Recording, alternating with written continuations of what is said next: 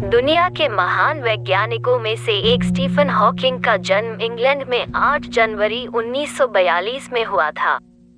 21 साल की उम्र में स्टीफन हॉकिंग एक भयानक बीमारी की चपेट में आ गए थे, जिसके बाद उनके डॉक्टरों ने कह दिया था कि वो 2 साल से ज्यादा नहीं जी पाएंगे।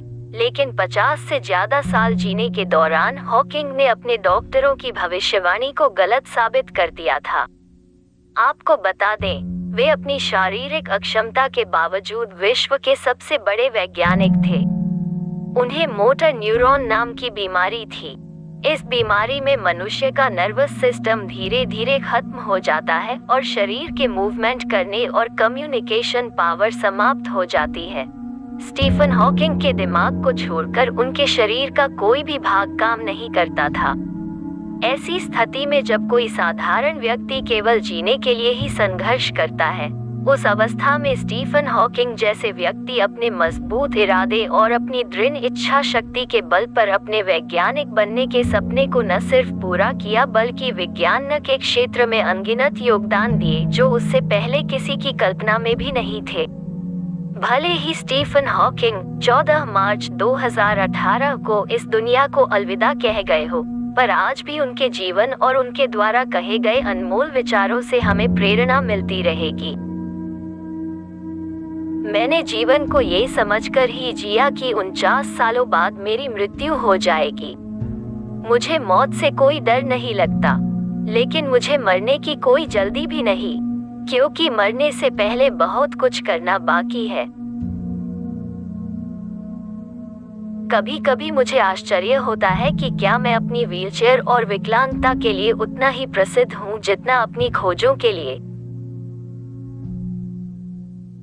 यदि आप कहीं फंसे हुए हो तो वहाँ उग्र होना अच्छी बात है। हम सिर्फ समस्याओं के बारे में सोचते रहते हैं लेकिन कभी उसे हल करने की कोशिश नहीं करते। यदि मैं मेरी विकलांगता के लिए गुस्सा करूं तो ये मेरे लिए समय को व्यर्थ गंवाने जैसा होगा। यदि आप हमेशा शिकायतें करते रहोगे और क्रोधित रहोगे तो लोगों के पास आपके लिए समय नहीं होगा। कुछ लोगों का ऐसा मानना है कि प्यार, खुशी और सुंदरता जैसी बातें किसी अलग समुदाय के लोगों के लिए बने हैं जो विज्ञान से अलग हो, लेकिन मुझे ऐसा कभी नहीं लगता। ऊपर सितारों की तरफ देखो, अपने पैरों के नीचे नहीं। जो देखते हो उसका मतलब जानने की कोशिश करो और आश्चर्य करो कि क्या है जो ब्रह्मांड का अस्तित्व बनाए हुए है। उत्सुक रहो। मेरे पास करने के लिए बहुत कुछ है। व्यर्थ समय गंवाने से मुझे नफरत है।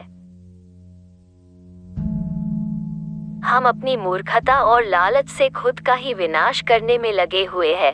हम सभी अलग हैं, लेकिन हम सभी में मानवता समाई है। पहले अपनाना और फिर उससे गुजारा करना ही इंसानों की आदत होती है।